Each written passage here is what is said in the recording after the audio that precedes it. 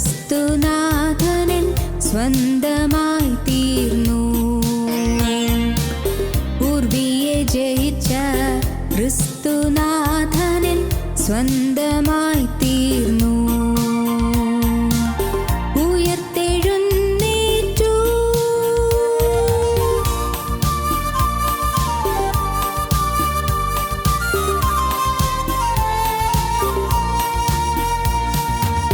കല്ലറ തുറന്നിടവേ രാജസേവകർ ഭയന്നിടവേ വല്ലഭനീശു ഉയർത്തെഴുന്നേറ്റു. നിത്യമാം ജീവനെ നൽകിടുവാൻ വല്ലഭനീശു ഉയർത്തെഴുന്നേറ്റു. നിത്യമാം ജീവനെ നൽകിടുവാൻ ഉയർത്തെഴുന്നേറ്റു. ഹല്ലേലൂയ, ജയിച്ചെഴുന്നേറ്റു. പൂർവിയെ ജയിച്ച ക്രിസ്തുനാഥനിൻ സ്വന്തമായി തീർന്നു. ഉയർത്തെഴുന്നേറ്റു.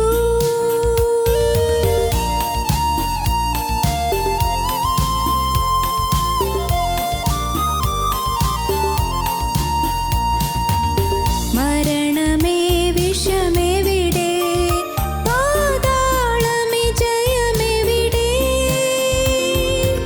മരണത്തെ ജയിച്ചവൻ ഉയർത്തെഴുന്നേറ്റു. പാതാള വൈരിയെ ജയിച്ചവനായി മരണത്തെ ജയിച്ചവൻ ഉയർത്തെഴുന്നേറ്റു. പാതാള വൈരിയെ ജയിച്ചവനായി ഉയർത്തെഴുന്നേറ്റു. ഹല്ലേലൂയ, ജയിച്ചെഴുന്നേറ്റു. പൂർവിയെ ജയിച്ച ക്രിസ്തുനാഥനിൻ സ്വന്തമായി തീർന്നു.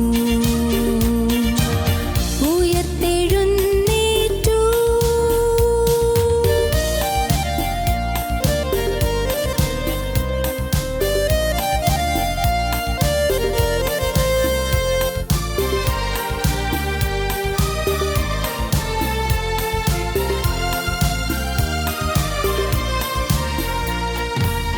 മരിച്ചവരുടെ ഇടയിൽ ജീവനാഥനെ തേടുകയോ? നീതിയിൻ അധിപതി ഉയർത്തെഴുന്നേറ്റു. സ്വർഗ്ഗപിതാവിൻ മഹിമയിതേ. നീതിയിൻ അധിപതി ഉയർത്തെഴുന്നേറ്റു. സ്വർഗ്ഗപിതാവിൻ മഹിമയിതേ. ഉയർത്തെഴുന്നേറ്റു. ഹല്ലേലൂയ, ജയിച്ചെഴുന്നേറ്റു. പൂർവിയെ ജയിച്ച ക്രിസ്തുനാഥനിൻ സ്വന്തമായി തീർന്നു. പൂർവിയെ ജയിച്ച ക്രിസ്തുനാഥനിൻ സ്വന്തമായി തീർന്നു. ഉയർത്തെഴുന്നേറ്റു.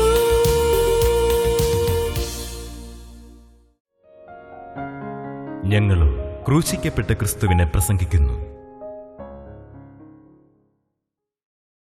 ദൈവ തിരുനാമത്തിന് മഹത്വം ഉണ്ടാകട്ടെ. അബ്രഹാമിൻ്റെ സമർപ്പണം, ഇസ്ഹാക്കിൻ്റെ സമർപ്പണം, യാക്കോബിൻ്റെ സമർപ്പണം. സമർപ്പണം ഉണ്ടെങ്കിൽ വാഗ്ദത്തമുണ്ട്. അനുഗ്രഹീതമായൊരു കുടുംബമായിരുന്നു അബ്രഹാമിൻ്റെ കുടുംബമെന്ന് നാം ചിന്തിച്ചു. എ ഡിസ്റ്റിങ്ഷ്ഡ് ഹോം, അതായിരുന്നു സവിശേഷതയുള്ളൊരു കുടുംബമായിരുന്നു അബ്രഹാമിൻ്റെ കുടുംബം എന്ന് നാം ഇതിനു മുൻപ് കാണുകയുണ്ടായി.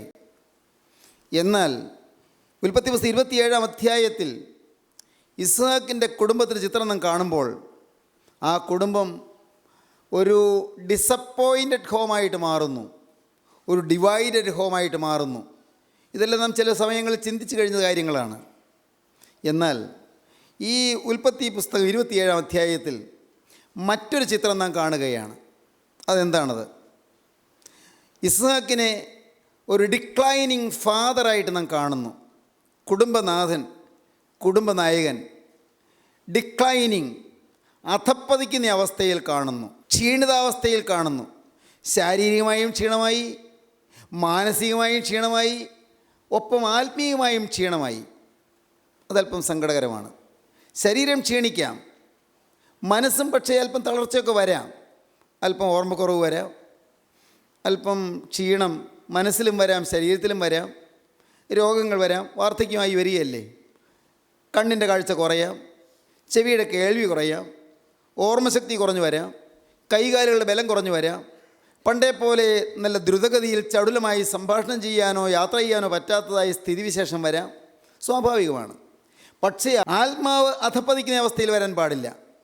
അപ്പോസ്തലനായ പൗലോസ് കൊരിന്ത്യർക്ക് ലേഖനം എഴുതുമ്പോൾ പറയും, ഞങ്ങളുടെ പുറമേയുള്ള മനുഷ്യൻ ക്ഷയിച്ചു പോകുന്നു എങ്കിലും അകമേയുള്ളവൻ നാൾക്ക് നാൾ പുതുക്കം പ്രാപിക്കുന്നു. അപ്പോസ്തലനായ പൗലോസിൻ്റെ അനുഭവം അതാണ്. പുറമേയുള്ള മനുഷ്യൻ ക്ഷയിച്ചു പോകുന്നു. ശരീരത്തിൽ ക്ഷീണങ്ങളൊക്കെ വരുന്നുണ്ട്, ശരീരത്തിൽ രോഗം വരുന്നുണ്ട്, ശരീരത്തിൽ ശൂലം കൊണ്ട് കുത്തുന്നത് പോലത്തെ വേദന ഉളവാകുന്ന രോഗം ഉണ്ടാകുന്നുണ്ട്. പക്ഷേ അകമേയുള്ളവൻ നാൾക്ക് നാൾ പുതുക്കം പ്രാപിക്കുകയാണ്. അകമേയുള്ളവൻ ബലശാലിയായി തീരുകയാണ്. നാൾക്ക് നാൾ ആത്മാവിൽ വളരുകയാണ്, ആത്മാവിൽ കരുത്തുറ്റവരായി തീരുകയാണ്. സ്നേഹിതരെ, നിങ്ങൾ ചോദിക്കട്ടെ, നിങ്ങളുടെ ശരീരത്തിൽ ക്ഷീണമുള്ളപ്പോഴും രോഗമുള്ളപ്പോഴും നിങ്ങളുടെ പേഴ്സിൽ പൈസ കുറയുമ്പോഴും നിങ്ങൾ കടത്തിൽ വിഷമിക്കുമ്പോഴും നിങ്ങളുടെ കുടുംബത്തിൽ ചില പ്രയാസങ്ങളും പ്രതിസന്ധികളും പ്രശ്നങ്ങളും ആവശ്യങ്ങളും ഭാരങ്ങളും ആകുലങ്ങളും വളരുമ്പോഴും അപ്പോഴെല്ലാം നിങ്ങളുടെ ആത്മാവിൻ്റെ അവസ്ഥ എങ്ങനെയുണ്ട്? ആത്മാവിൽ നിറഞ്ഞു നിൽക്കാൻ സാധിക്കുന്നുണ്ടോ? ആത്മാവിൽ വളർന്നു വരാൻ സാധിക്കുന്നുണ്ടോ? ആത്മാവിൽ ശക്തി പ്രാപിക്കാൻ സാധിക്കുന്നുണ്ടോ? ഒരു കാലത്തെ കാര്യങ്ങൾ പറഞ്ഞാൽ നികന്നുപോയ കിണറുകൾ അത് എല്ലാം പിന്നെയും കുഴിച്ച് അവയിൽ നിന്ന് ഉറവ് പൊട്ടിപ്പുറപ്പെട്ട് ഞങ്ങൾ ഉറവ് കണ്ടു എന്ന് ഭൃത്യന്മാരും പറയത്തക്കവണ്ണം ആനന്ദം അലതല്ലിയൊരു ഭവനമാണ് ഇസ്ഹാക്കിൻ്റെ ഭവനം. അനുഗ്രഹിക്കപ്പെട്ട ഒരു കുടുംബമാണ്. പക്ഷേ പ്രിയപ്പെട്ടവരെ, 27-ാം അധ്യായത്തിലേക്ക് വരുമ്പോൾ ഇസ്ഹാക്ക് വാർദ്ധക്യത്തിലേക്കായി, ആത്മാവിലും തളർന്നു, ആത്മാവിൽ ക്ഷീണിച്ചു. A declining father. എന്നാൽ ഇസ്ഹാക്കിനെന്നും താങ്ങും തണലുമായിരുന്ന ഭാര്യ റിബേക്ക, അവൾ താങ്ങായിരുന്നു, തക്ക തുണയായിരുന്നു. വേദപുസ്തകം പറയുന്നത് ഭാര്യ ഭർത്താവിന് തക്ക തുണയെന്നാണ്. എന്നും വളരെ ബുദ്ധിയോടെ, വിവേകത്തോടെ, പരിജ്ഞാനത്തോടെ, എല്ലായിടത്തും നല്ല വിവേകപൂർവ്വം നിന്ന ഒരു ഭാര്യയാണ് റിബേക്ക. പക്ഷേ റിബേക്കയും കാണുന്നത് എ ഡൗട്ടിങ് മദർ. അവൾ അവിശ്വാസിയായ ഒരു അമ്മയായി മാറി. അപ്പൻ ഇസ്ഹാക്ക് ഡിക്ലൈനിങ് ഫാദർ, അമ്മ റിബേക്ക ഡൗട്ടിങ് മദർ, അവിശ്വാസിയായി, സംശയാലുവായി. ദൈവത്തിൻ്റെ വചനത്തെ തന്നെ അവൾക്ക് അത്ര ഉറപ്പ് വരാതായി. അങ്ങനെ വരുമോ? എന്തൊരു തീക്ഷ്ണതയുള്ള പെൺകുട്ടിയായിരുന്നു. വിവാഹത്തിന് മുൻപ് നീ പുരുഷനോട് പോകുന്നു എന്ന് ചോദിച്ചപ്പോൾ ഞാൻ പോകുന്നെന്ന് പറഞ്ഞവളാണ് റിബേക്ക. എത്ര സംശുദ്ധമായൊരു ജീവിതത്തിൻ്റെ പശ്ചാത്തലമാണ് റിബേക്കയ്ക്ക് ഉണ്ടായിരുന്നത്. അവൾ കന്യകയായ റിബേക്ക പുരുഷൻ തൊടാത്ത ഒരു സ്ത്രീയായിരുന്നെന്ന് ഉൽപ്പത്തി പുസ്തകത്തിൽ നിന്ന് കാണുന്നുണ്ട്, 24-ാം അധ്യായത്തിൽ കാണുന്നുണ്ട്. അത്രമാത്രം സംശുദ്ധമായി ജീവിതത്തിൻ്റെ നൈർമല്യം കാത്തുസൂക്ഷിച്ച ഒരു പെൺകുട്ടിയായിരുന്നു റിബേക്ക. വിവാഹ ജീവിതത്തിലേക്ക് വന്നപ്പോൾ ഭർത്താവിന് താങ്ങും തണലുമായി തക്ക തുണയുമായി നിന്നവളായിരുന്നു റിബേക്ക. പക്ഷേ വാർദ്ധക്യത്തിലേക്ക് വന്നപ്പോഴേക്കും റിബേക്ക ഒരു ഡൗട്ടിങ് മദറായി മാറി, സംശയാലുവായി അമ്മയായി മാറി. മകനായ യാക്കോബ് എ ഡിസീവിങ് സൺ, ചതിക്കുന്ന മകനായി തീർന്നു. ചതിക്കുന്ന മകൻ. ഈ നല്ല കുടുംബത്തിൽ പിറന്ന് നല്ല മകൻ, ദൈവം മുൻകണ്ട മകൻ, ഉയർന്ന തലത്തിലേക്ക് ദൈവം വളർത്തിയെടുക്കാൻ ആശയോടെ പ്രതീക്ഷയോടെ നിന്ന മകൻ യാക്കോബ് എ ഡിസീവിങ് സൺ, ചതിക്കുന്ന മകനായി തീർന്നു. അവന് ചതിയനായി തീർന്നു. ഏശാവോ എ ഡെസ്പയറിങ് ബ്രദർ, നിരാശപ്പെടുന്ന ഒരു സഹോദരനായി മാറി. ഞാൻ ഈ വാക്കുകൾ പറയുമ്പോൾ നിങ്ങൾക്ക് ഓർക്കാൻ പറ്റും, ഇംഗ്ലീഷ് അറിയാവുന്നവർക്ക് ആ വാക്കുകൾ തുടങ്ങുന്നത് a declining father D, a doubting mother D, deceiving son D, a despairing brother D. Esau നിരാശനായി തീർന്നിരിക്കുന്നു. ഡിവൈഡഡ് ഹോം, ആ കുടുംബം തകർന്നു. സഹോദരങ്ങളെ, അല്പം ഒന്ന് ചിന്തിക്കണമേ.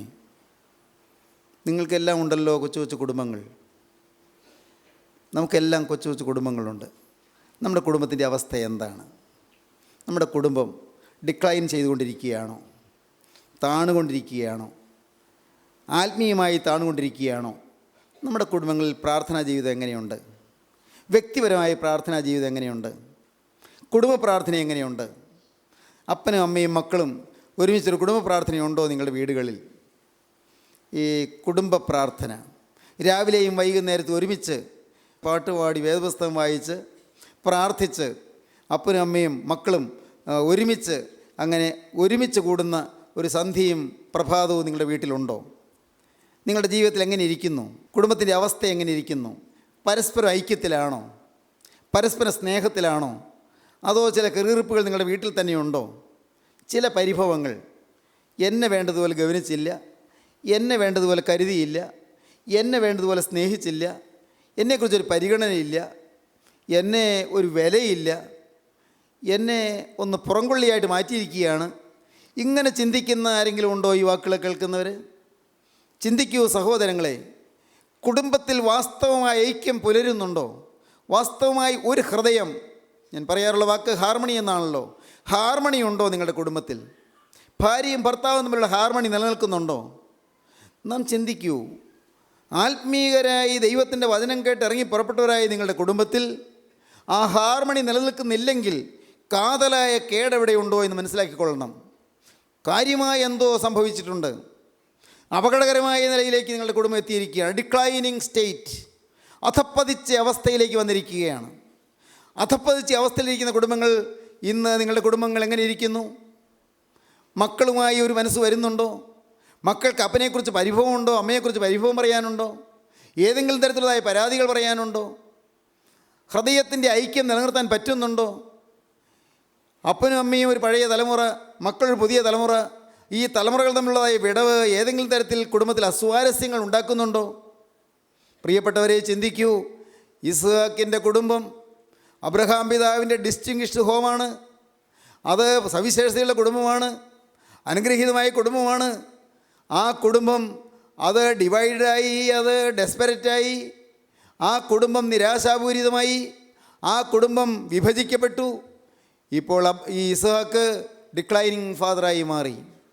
Declining father. ദൈവത്തിന് സ്തോത്രം. ഞാൻ എൻ്റെ ആശ പറയുകയാണ്, എൻ്റെ എളിയ ആഗ്രഹം ഞാൻ നിങ്ങൾ പറയുകയാണ്. നമ്മുടെ കുടുംബങ്ങളെല്ലാം കൊച്ചു കൊച്ചു സ്വർഗങ്ങളാകണം. കൊച്ചു കൊച്ചു സ്വർഗങ്ങൾ. ഇവിടെ ആരംഭിക്കാത്ത സ്വർഗം നാം മരിച്ചതിന് ശേഷം കിട്ടുമെന്ന് ആരും പ്രതീക്ഷിക്കേണ്ട. ഇവിടെ സ്വർഗത്തിൻ്റെ സ്നേഹം അനുഭവിക്കുന്നില്ലെങ്കിൽ, ഇവിടെ സ്വർഗീയ സ്നേഹം അനുഭവിക്കുന്നില്ലെങ്കിൽ, സ്വർഗീയമായ ക്ഷമയും ത്യാഗവും ഇവിടെ അനുഭവിക്കാൻ കഴിയുന്നില്ലെങ്കിൽ, ഇവിടെ ആ വിട്ടുവീഴ്ച മനോഭാവം വരുന്നില്ലെങ്കിൽ, ഇവിടെ സഹിക്കാനും പൊറുക്കാനും പറ്റുന്നില്ലെങ്കിൽ, ഇതിന് ശേഷം സ്വർഗരാജ്യത്തിൽ എത്തുമ്പോൾ അവിടെ സ്വർഗത്തിൽ വസിക്കാമെന്ന് നിങ്ങൾ കരുതണ്ട. അവിടെ ഇരിക്കാൻ നിങ്ങൾക്ക് സാധിക്കുകയില്ല. ദൈവം നിങ്ങളെ പറഞ്ഞു വിടുകയല്ല. നിങ്ങൾക്ക് സ്വർഗത്തിലെ സ്നേഹത്തിൻ്റെ ജ്വാലയിൽ നിങ്ങൾ കഴിയാൻ പറ്റുകയില്ല. ആ സ്നേഹത്തിൻ്റെ അന്തരീക്ഷത്തിൽ പുലരാൻ പറ്റുകയില്ല. പ്രിയപ്പെട്ടവരെ, എ ഡിക്ലൈനിങ് ഫാദർ. അമ്മയോ?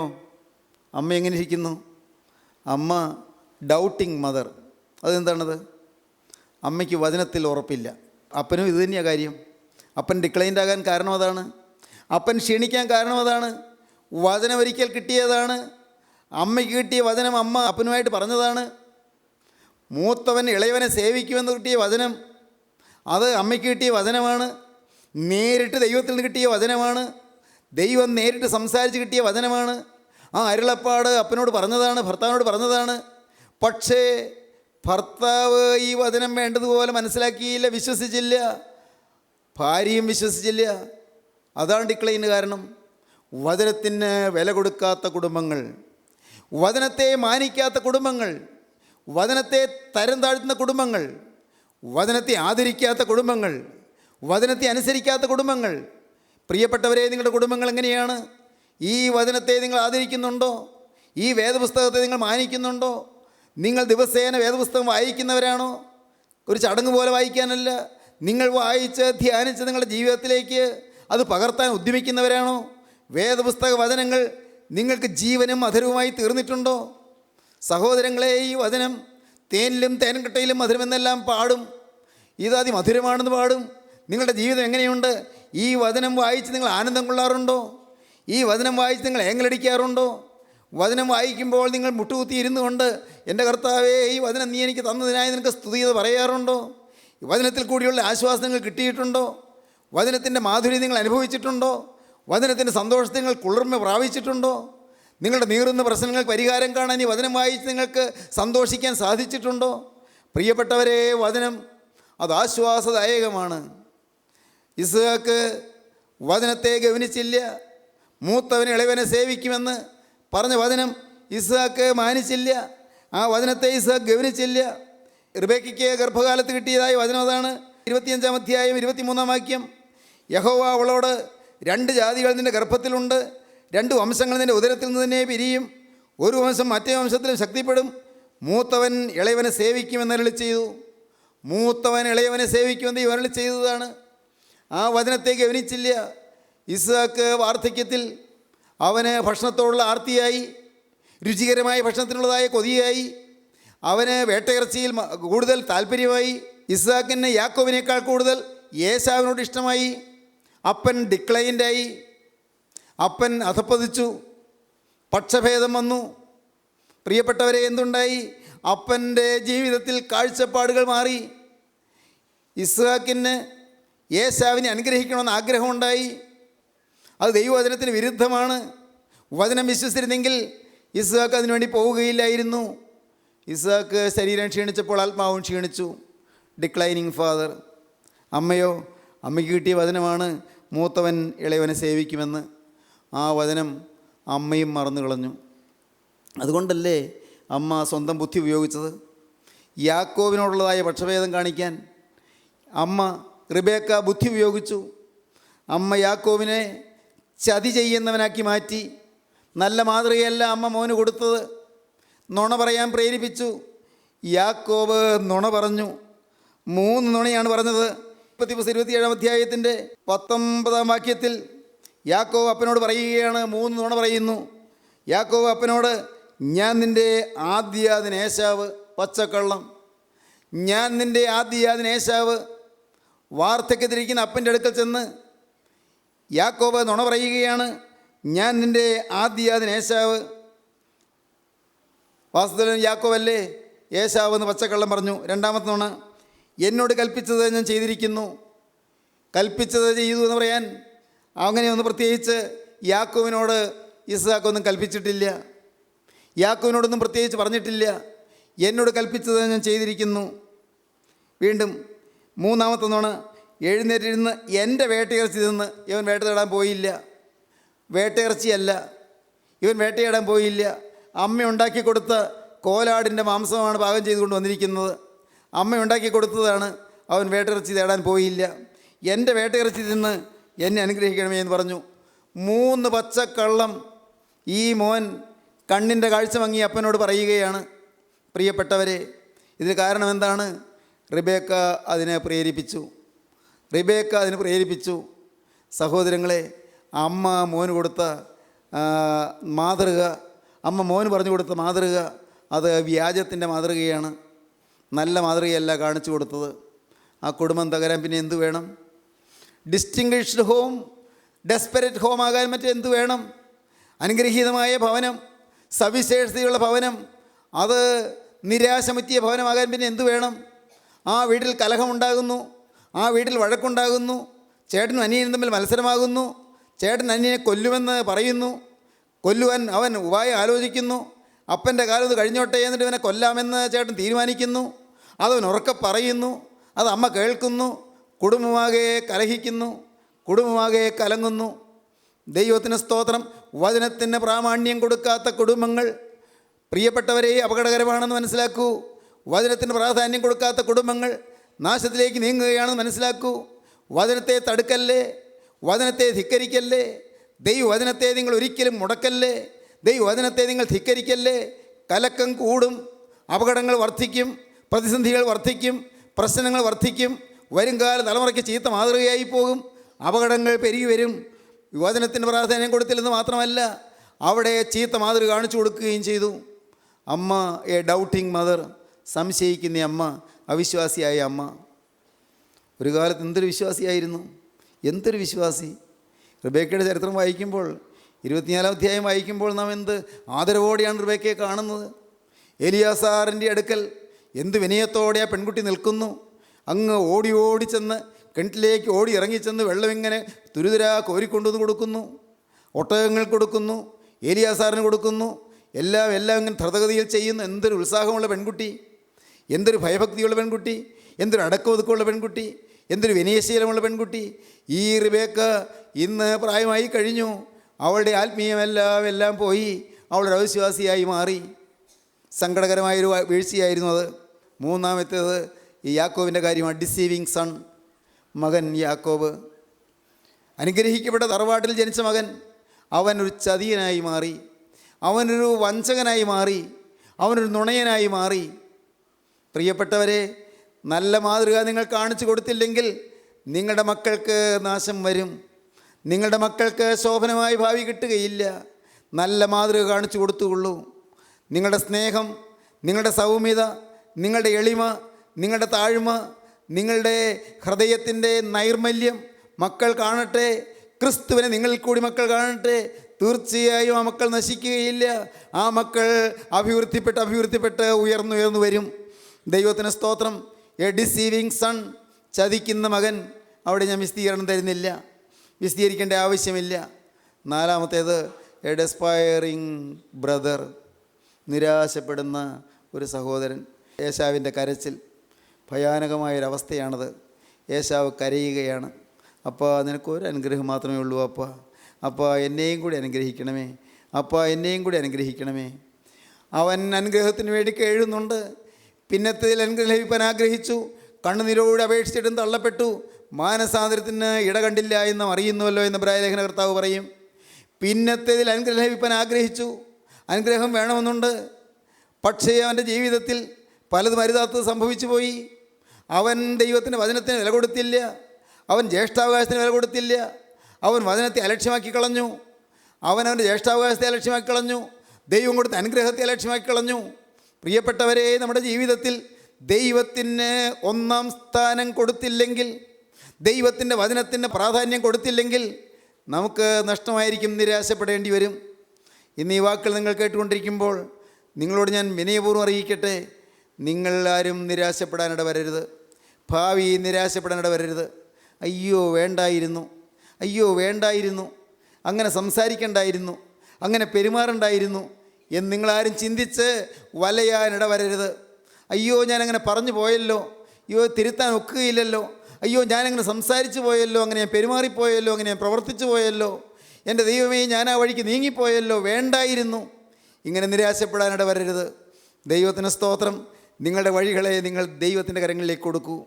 നിൻ്റെ വഴി യഹോവയെ ഭരമേൽപ്പിക്കുക, അവനിൽ തന്നെ ആശ്രയിക്കുക, അവനത് നിർവഹിക്കും. Commit thy way unto God, he will sustain thee. നിൻ്റെ വഴി യഹോവയെ ഭരമേൽപ്പിക്കുക, അവനിൽ തന്നെ ആശ്രയിക്കുക, അവനത് നിർവഹിക്കും. ദൈവത്തിൻ്റെ കൈകളിലേക്ക് നിങ്ങൾ ഏൽപ്പിച്ചു കൊടുക്കൂ. നിങ്ങൾക്ക് വേണമോ?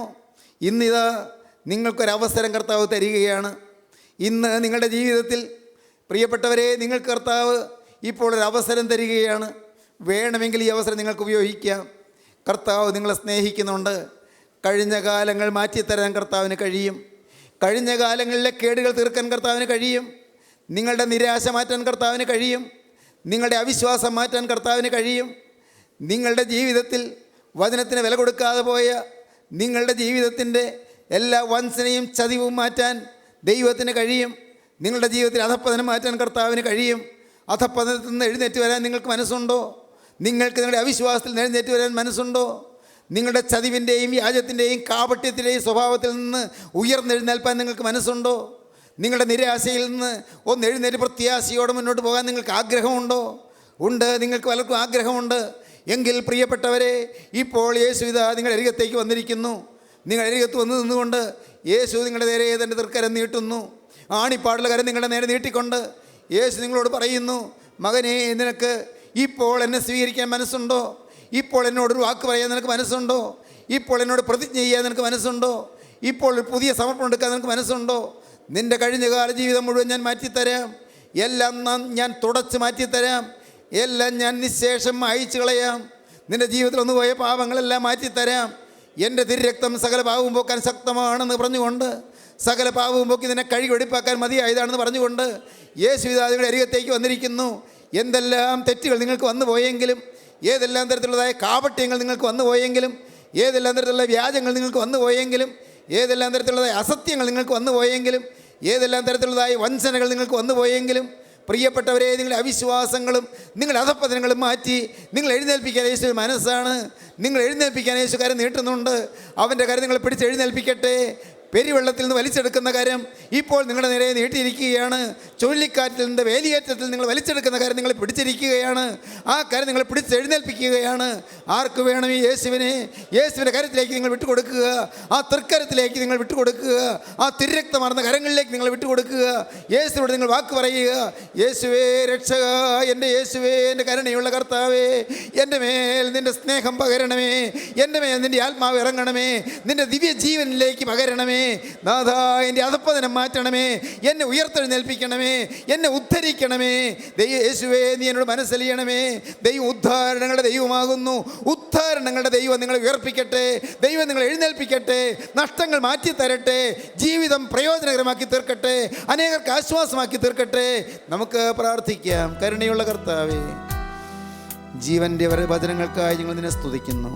ജീവൻ്റെ അരുളപ്പാടുകൾക്കായി ഞങ്ങൾ നിന്നെ സ്തുതിക്കുന്നു. ജീവൻ്റെ സന്ദേശത്തിനായി ഞങ്ങൾ നിന്നെ സ്തുതിക്കുന്നു. കർത്താവേ, കൃപയുടെ കരം ഞങ്ങളുടെ മേൽ വെച്ചതിനായി ഞങ്ങൾ നിന്നെ സ്തുതിക്കുന്നു. നാഥ, നിൻ്റെ തൃക്കരം കൊണ്ട് ഞങ്ങളെ പിടിച്ചു വലിച്ചെഴുന്നേൽപ്പിക്കുന്നതിനായി ഞങ്ങൾ നിന്നെ സ്തുതിക്കുന്നു. കർത്താവേ, മാൻപേടക്കാൽക്ക് തുല്യമായ കാൽ നൽകി ഞങ്ങളെ ഓടിക്കുന്നതിനായി ഞങ്ങൾ നിന്നെ സ്തുതിക്കുന്നു. ഞങ്ങളെ ദേശത്തിലെ ഉന്നതികളിന്മേൽ നടകൊള്ളുമാറാക്കുന്നതിനായി ഞങ്ങൾ നിന്നെ സ്തുതിക്കുന്നു. ബലം ധരിപ്പിക്കണമേ. കൃപയിൽ നിറയ്ക്കണമേ. തിരക്തത്താൽ പൊതിയണമേ. തിരുനാമം മഹത്വപ്പെടുത്തണമേ. യേശുവിൻ നാമത്തിൽ തന്നെ. ആമീൻ.